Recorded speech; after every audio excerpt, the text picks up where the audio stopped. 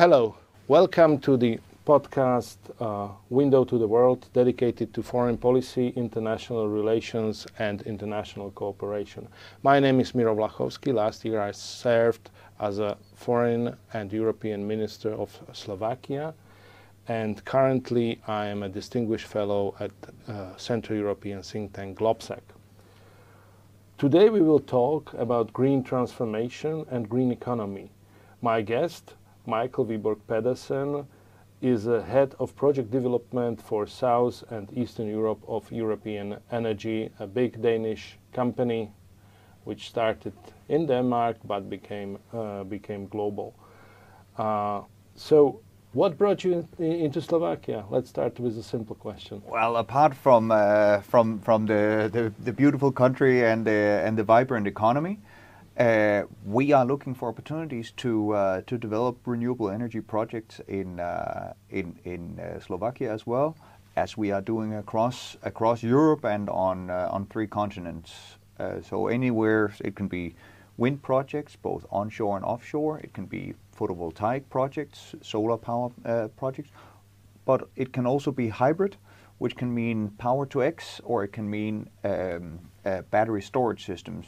It's a little bit complex, but I think we'll manage. Yeah, we will come to that, how complex it is. The company started 20 years ago in Denmark, and today you are a global company with almost 800 employees and 23 offices in 19 countries. So you want to expand to Central Europe more, I guess. Yes, we are. The ambition. When I joined the company in 2021, we were less than 200 people, and now we are almost 800 people. So the growth has been tremendous. This is partly based on, or standing on the shoulders, as always, of my predecessors and of the management in the company. Our founder, we're a privately owned company in Denmark, who's still our CEO and founder, and the strategy was set for growth and to become a global major, and part of that was also expanding the pipeline, and that entailed going local, so thinking global but going local, and that means getting the right people locally and setting up offices. And I do believe that even now these numbers are even outdated as we speak, because things are moving fast. So fast, yeah. Yes, next week I'm going to another office inauguration. So, yeah, but it started probably as a small company, and the founder of it is and the CEO is Knut Erik Andersen. Correct. And your headquarters is close to Copenhagen. Yes, just outside of Copenhagen. It started with us developing one turbine, actually in Germany. So we were international from the beginning. Developing one wind turbine project, selling the rights to that, developing another one, selling the rights to that, because the company didn't have the money to actually put into to building that, and then gradually it became more turbines, larger projects still within the wind sphere, and then actually building the projects and selling the projects after COD, as it's called, where the commercial operations date, when we connect to the grid. And then, because our specialty is development, that's what we do really well. We build, we construct, we operate, but ideally we would like to have someone with a different capital structure come in, so that we can, let's say, recirculate our development expenditure, so that we can develop and invest in developing new projects and help the green transition. So you like to start new projects and to grow, but let's come to the beginning. How did it start, and how is it that Denmark is such a successful country when it comes to green economy and green transition? What do you think are the roots for that? How is Denmark different? And I must claim that I was a Slovak ambassador to Denmark in 2018, 2022, so I have a little knowledge about it. You know the Danish story very well, and I'm sure I mean, it's a very, very complex story. We have built some of the first wind turbines and put them up. The first offshore. We had some innovative entrepreneurs developing wind turbines. Our CEO was one. When he was a student, he actually developed his own wind turbine and started to put that into production. That was not to be. That was not the direction he wanted to go. But that was his entry as a young engineer going into the wind industry. So, and then on top of that, I think it's also a matter of our regulatory approach, that we have a quite fluid way of regulating industry, and we have a very high level of trust, as I'm sure you recognize and remember from your days in Denmark. We trust each other, and that goes between the companies and the authorities, that we actually help facilitate mutual development and cooperation. Yeah, I think trust is one of the most important category when it comes to economy. People do not believe that, but people think about money. But I think trust is a necessary precondition for a good economic development, and that's something which I really observed in Denmark. But Denmark was in a way a pioneering country also when it comes to green economy, and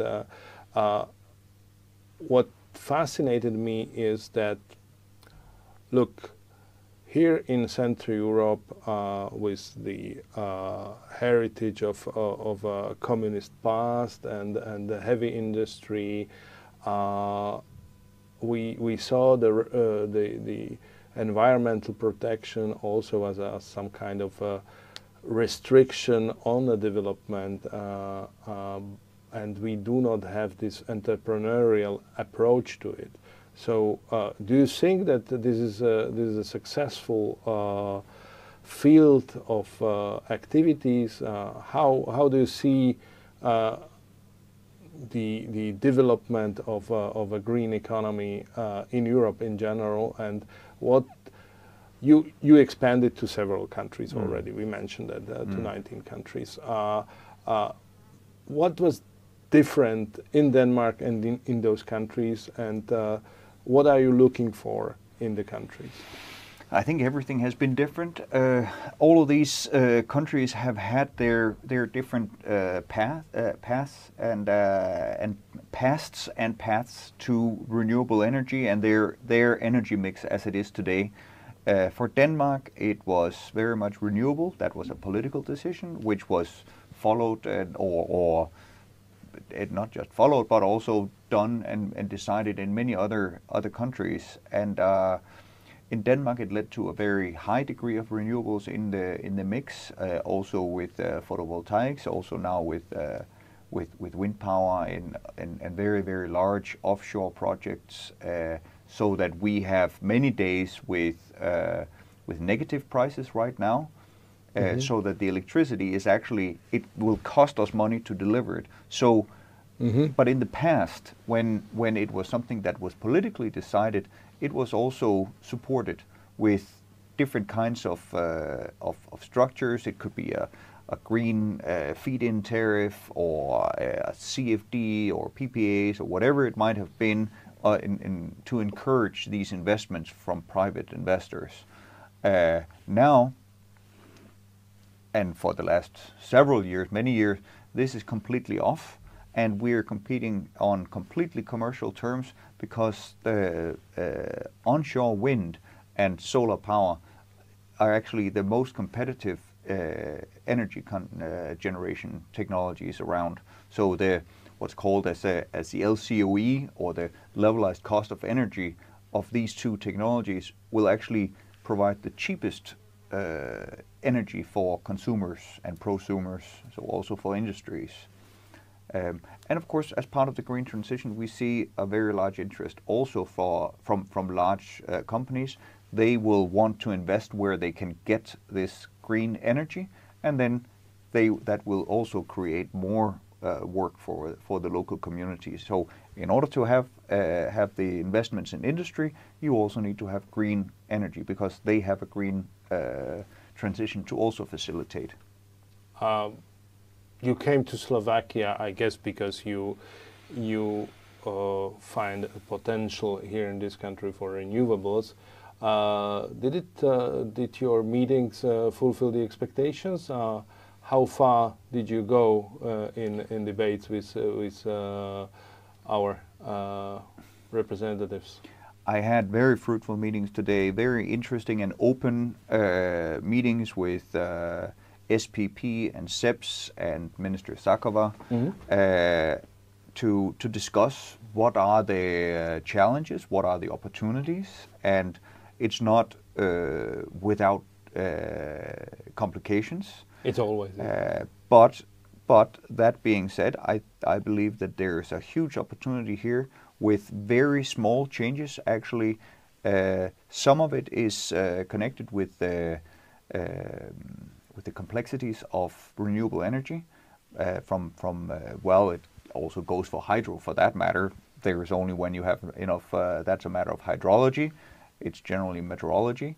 So you need to understand that for a wind park, if you have an attractive energy yield for the wind park, you will have maybe 3,000, 3,500 full load hours for that.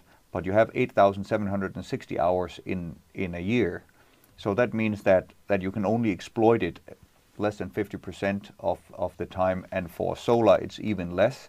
But those two combined will actually support and facilitate each other.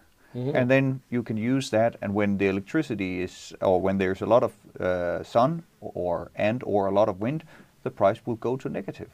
So you can evaluate or analyze that by looking at Nord Pool, for example, for Denmark, where you can look at how often the price is below zero. So you are interested to invest in both in the solar and wind in Slovakia? Actually, all of the above. So also in battery storage, which will help SPP balance the net and SEPS balance the net or the grid. So we want to invest in solar power, we want to invest in wind power, we want to invest in batteries, but also investigate what are the opportunities for power to X with hydrogen for the industry and these hard to abate industries. Well, people can imagine what is the wind farm and can imagine what is probably the solar park. They see some photovoltaics here in this country. But can you explain a little bit more about the third group of your interest, and it's the power to X technologies? What does it mean? Is it about the storage of energy, if I understood it correctly? You can say that. It is basically downstream technologies from the electricity generation. So that means you take the electricity and convert it into something else, or you store it. So in principle, it can also be when you put it into a car, or when you use it for heating.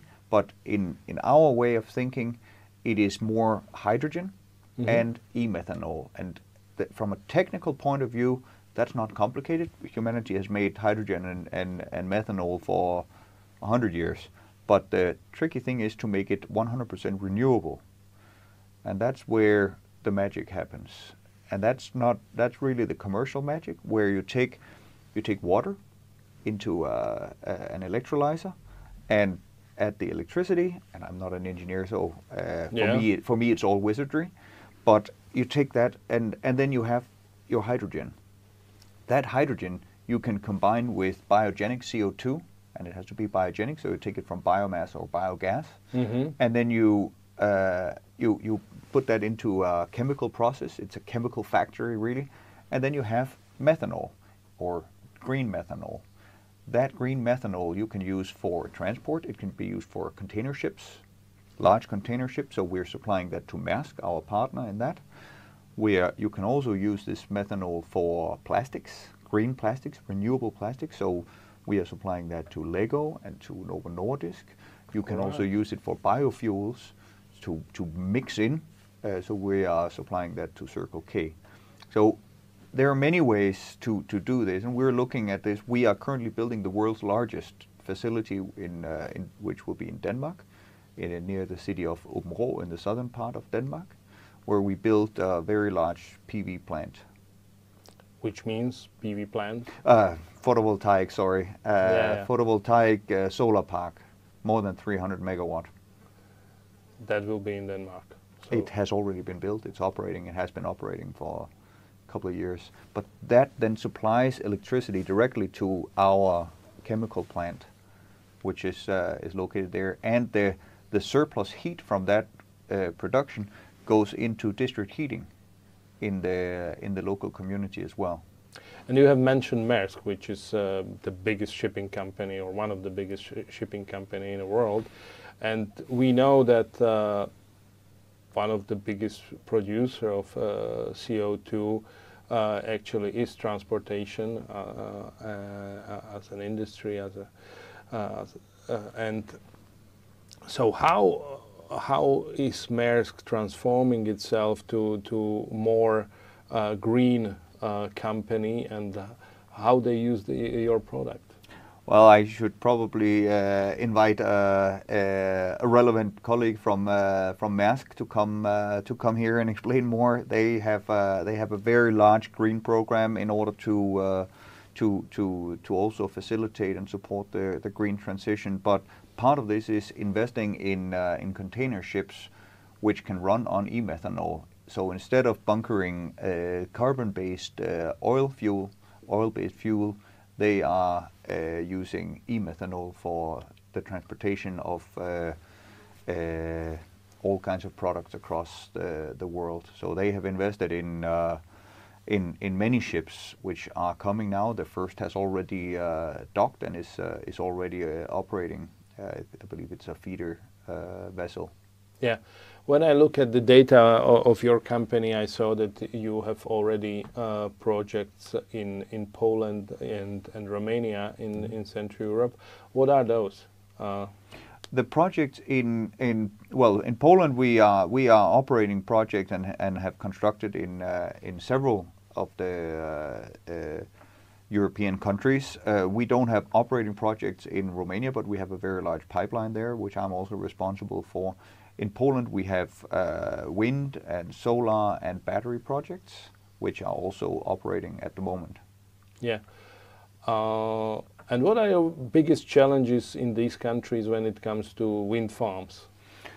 Well, it is, of course, the normal not in my backyard, where you have local people, but we actually have a very good process to engage local stakeholders. So we go out and talk to the neighbors and explain to them what is going to happen, what is the process, what can we do. It differs significantly from country to country. I know that in Slovakia you have a large issue because I think the legislation requires 5 kilometers from a wind turbine to a residential building, which basically makes it impossible. Yeah. But this is expected to change. In other countries, this regulation is different. For example, in Denmark, this is not for wind, but for PV, I'm not sure how it works in Denmark, but in that regard. But for PV, for example, we actually go to the neighbors, and because they are worried that their house will lose value, and that's a genuine fear. Then we go and discuss with them and see what can we do about that, and then we actually invite local real estate agents there. They make an evaluation of the house, and we agree on a number with the owner of that house, and then we give them a contract and offer them, if you want to sell your house because you feel that your house has lost value, you can sell your house at that price to us. Oh, really? Do you know how many does it? No. 0. Because they don't lose value. We have in my hometown, there is a PV park or a solar park that was built many years ago, quite a few years ago, but definitely several years before I joined European Energy.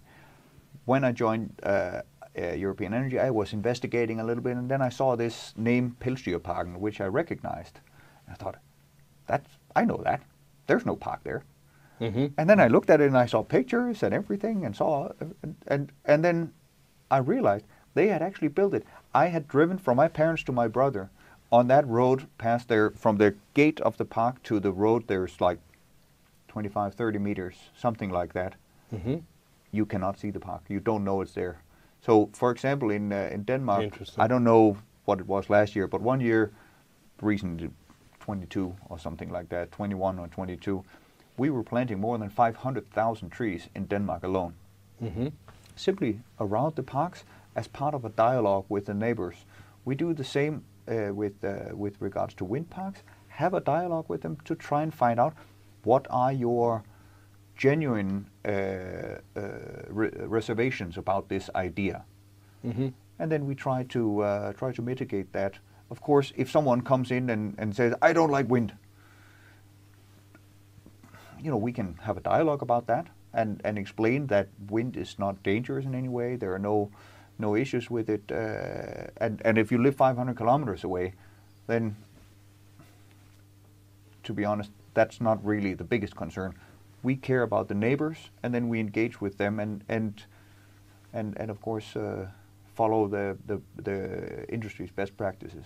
Fascinating, because I could imagine that offshore wind farms are not a big issue because it's in the sea, but onshore it brings with it the complication of dialogue with people who inhabit that area, and yeah, but you also have to realize that modern turbines are completely different. So 10 years ago, when you put up a turbine, they would go like this, very, very, very fast. A modern turbine, it will do one evolution in maybe 5, 6, 8 seconds. So it's much more slow and calm. In my hometown, we have many wind turbines. I'm from the western part of the country on the coast, in the northwestern part, and my parents can see these turbines from their windows, from their garden, and I would actually say that they're quite calming. So because they are revolving so slowly, because of the larger blades, so you have to remember that technology has evolved, and we're talking about a completely different machine. The noise levels are completely low. In Denmark, in one place, we have a wind turbine on the coast as well, a very, very large turbine, and right beneath there is a recreational area where you can go and camp, literally within 50 meters from the turbine. So you can put up your tent, or you can sleep in the open, which people in Eastern Europe, I have explained this, they kind of don't believe because they've been near a turbine. That was 10 years ago. Yeah. So that's about the wind turbines, but how about the solar panels? Where do you see them in Slovakia? Do you have a place for them? Yes, we are developing. We are developing specific projects here. So there is a general issue. One of the challenges we have here is a matter of the grid capacity being all reserved. So apparently there is a current capacity which is unexploited of around 575 megawatt. Of that, around 6 megawatt is progressing. The rest has just been reserved for projects that are not evolving. And then at some point, this right that has been reserved, the technical conditions, will expire, and someone else will come in and reserve it, but it will actually not be built. So this mechanism is basically blocking the green transition for Slovakia. And there are many areas where it would not bother anyone. So that's definitely an issue that needs to be dealt with. So, and what has to be changed? Is it the legislation, or is it? It's more the regulation, really. Of course, it will also require legislative change. I have discussed it today as well, and we are working on that. We will also facilitate some dialogue with Danish authorities to the extent that is needed. I think it's important that Slovakia will make its own way forward on this, because you have your own unique situation, and past and future, of course. Yeah. But it's not. There's no problem in learning from others. You should just not let that block. So if you go to Denmark now, you're not going to learn much because Denmark is in a completely different space. You can go to Italy, they are in a different space. You can go to Czechia, they are in a different space. So, but you shouldn't spend all that time analyzing that and then come out in a year and say, oh, now we know how we're going to do it. But then, because then everywhere you took inspiration, they're already somewhere else. So you need to figure out what is that is the right thing for you, and then do it. So I know I discussed it with Minister Sakova that from a cultural point of view, Slovaks are very strong at executing. So the execution and things can happen very fast, and I like that because we are in a race against time to facilitate this green transition, and if we don't do it, someone else will, and then of course you can still rely on your nuclear power, but then eventually with all the electrification going on, if you look at and analyze the electricity consumption per capita across Europe, then you will see that in other places the electrification is much, much higher. For example, you have Ireland has been very successful in attracting data centers. We have in Denmark, Denmark managed to attract data centers from some of the global players. I believe it was Apple and Microsoft, where they made their investment decisions based on the availability of green power. And Slovakia will be able to do something similar. Yeah. And attract even more industry. Well, the one thing we do see as a problem here in this country is that because of our past, we are very much dependent on fossil fuels coming from Russia. And in recent years, it was rather complicated, put it lightly, because they weaponized the energy. So this is another way out of dependency, and it also brings security, and it also brings calm to the region if we will be not so much dependent on fossil fuels. You mentioned before we start this debate that you served in Russia. How do you see the situation with fossil fuels coming to Europe? Well, you could say, as you said, I was a diplomat at the Danish embassy in Moscow as a commercial attaché, and then you also said that Russia weaponized energy. They did that a long time ago. They have been doing that since the early 90s. They've done that in Moldova, kept a stranglehold on that with Transnistria. They've done it with Belarus. They've done it with Ukraine, and used that for their influencing. So there's no doubt about that. We didn't pay enough attention that time. No. That's my clear. But we were all. I mean, I when I went to business school in Copenhagen and also continued studying Russia and Russian,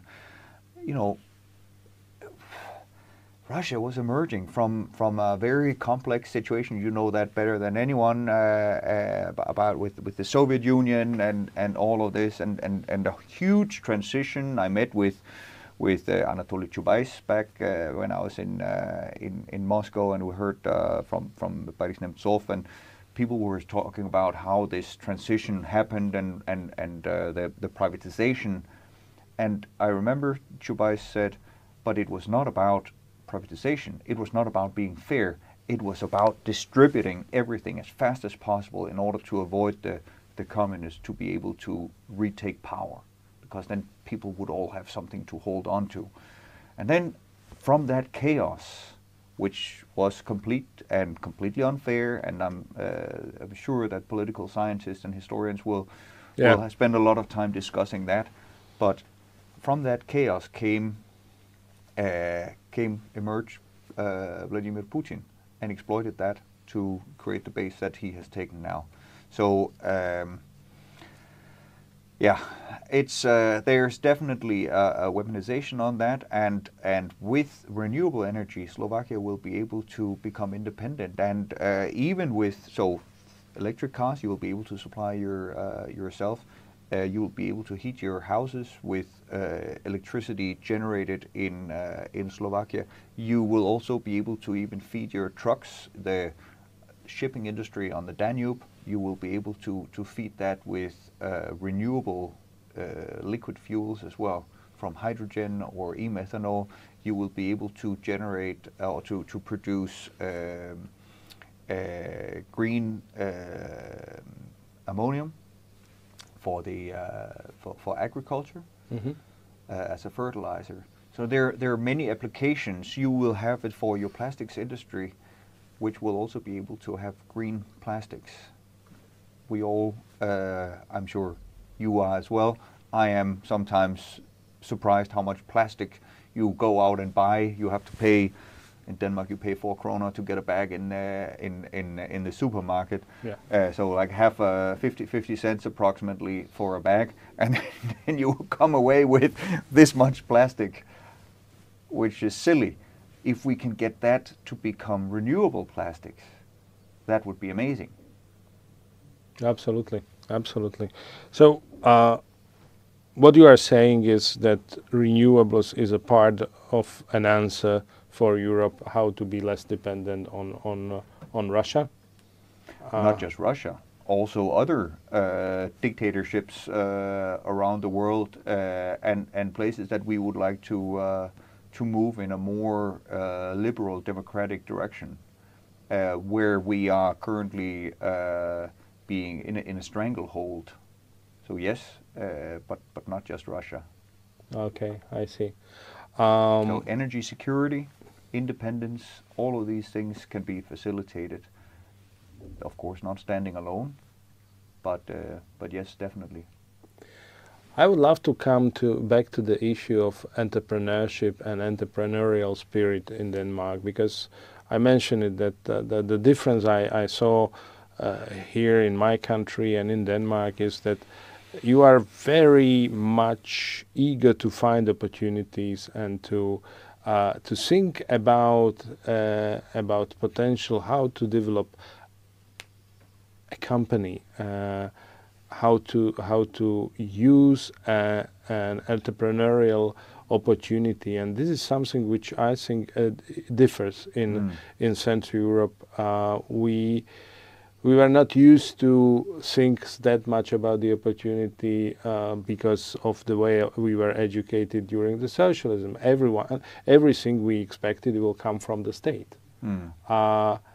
Denmark is often described as a socialist country with a lot of redistribution, but the people do not know the other part of the equation, that you are a very entrepreneurial nation. Yes, we how are is indeed. Where does it come from?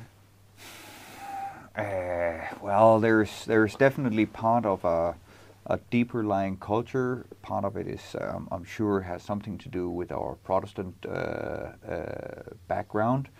It also has to do with the fact that it's a cold country. You have to work hard. You have to plan ahead, and you need to be efficient. So these elements are definitely there. They've created a working culture that is definitely that you're in Danish we have a saying, you are the smith of your own happiness. So you are responsible for making that happen. So everything is coming from below. We were discussing that previously as well. So instead of me as a leader in part of the company for certain geographies, I'm not giving directions as such. Yes, maybe on very overall level, and the same goes all the way. It's coming from below. So when I joined, I was the first in my part of the markets that I was put responsible for. And then I started working with people, started hiring, started opening offices. And the same goes now when I onboard a new colleague. I go through a very long presentation, but mostly in order to put this culture into them, or explain that this is very much how we do it, but also try to translate it. You know, if it's a person from another culture, I also try to explain and make sure that people realize that when we talk about agility, we take that as a very positive thing, but sometimes others can consider it reckless. That we are young at heart and relatively young as a company, and as in general our average age is relatively young. Other places will consider that immature or inexperienced. And these things you have to take into consideration. In many places in Eastern Europe, you see a little bit extra gray hair as something that is very important. I hired a very young French man who came more or less directly from university, and he performed well. So he was elevated and transitioned into a different department, and is doing very well in the company. We have a lot of young people who are brought forward because they show initiative. So we like to see initiative coming from below, of course within guidance. But and then they come and ask, "Is this is a direction? Yes, go." And then they spend the time. That sounds good, because we have a lot of youngsters who go abroad, study there, have a lot of ideas, come back, and then they are wondering what will they do. So I think you can find some good jobs for them. We have two Slovaks working in Copenhagen as well. So at least two of the two that I know of. Yeah, there is quite a big Slovak community in Denmark. Yes, I'm sure. Yeah, I'm sure. Good. So just give me an example of a very successful project of your company in other country. What do you consider?